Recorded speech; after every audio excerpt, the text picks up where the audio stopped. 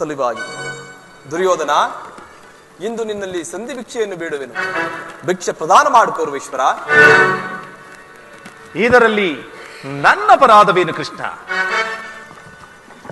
ಪಾಂಡವರು ಜೂಜಾಡಿ ರಾಜ್ಯ ಕೋಶಾದಿಗಳನ್ನು ಕಳೆದುಕೊಂಡದ್ದು ನನ್ನ ತಪ್ಪೇ. ಧರ್ಮ ಪರಿಪಾಲನೆಗಾಗಿ ವನವಾಸ ಅಜ್ಞಾತವಾಸಗಳನ್ನು ಮಾಡಿದ್ದು ಅಧರ್ಮದ ಕಾರ್ಯವೇ. ಕೃಷ್ಣ, ಈ ಸವಿಸ್ತಾರವಾದ ಸಾಮ್ರಾಜ್ಯವನ್ನು ಶಾಸನ ಮಾಡಲು ಈ ದುರ್ಯೋಧನನ ಹೊರತಾಗಿ ಮತ್ತಾರಿಂದಲೂ ಸಾಧ್ಯವಿಲ್ಲ. ಪಾಂಡವರು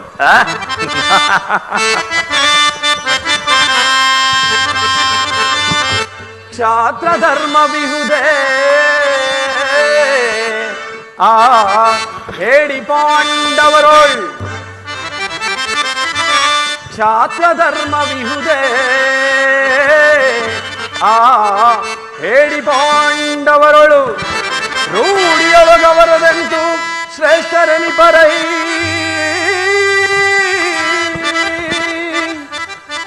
ಮೂಢತನವಿದಲ್ಲವೇ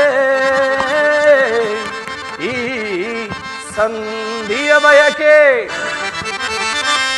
ಮೂಢತನವಿದಲ್ಲವೇ ಈ ಸಂಧಿಯ ಬಯಕೆ. ಅರಿತು ನೀನಿದಲ್ಲವ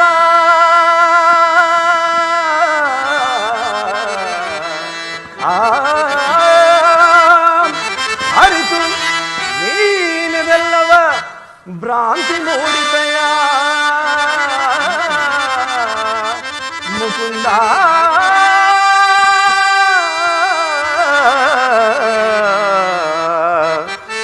ಭ್ರಾಂತಿ ಮೂಡಿದೆಯ ಮುಕುಂದ.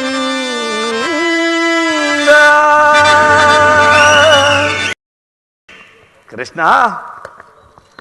ಪಾಂಡವರಿಗೆ ಭಿಕ್ಷಾವೃತ್ತಿಯೇ ಯೋಗ್ಯವಾದ ಜೀವನ. ಧರ್ಮ ಬೀರುಗಳಾದ ಅವರ ಕೈಯಲ್ಲಿ ಈ ವಿಪುಲವಾದ ಸಾಮ್ರಾಜ್ಯವನ್ನು ಒಪ್ಪಿಸುವ ಅಪಮಾನ ನನ್ನಿಂದಾಗದು. ಯುದ್ಧದ ಭಯವನ್ನು ತೋರುವೆಯ ಜನಾರ್ದನ. ಯುದ್ಧವು ಕ್ಷತ್ರಿಯನ ಅರ್ಥ, ಕಾಮ, ಮೋಕ್ಷ, ಜೀವನದ ಏಕಮಾತ್ರ ಸಾಧನೆ. ಯುದ್ಧದ ಸಲುವಾಗಿ ಕ್ಷತ್ರಿಯನೆಂದಿಗೂ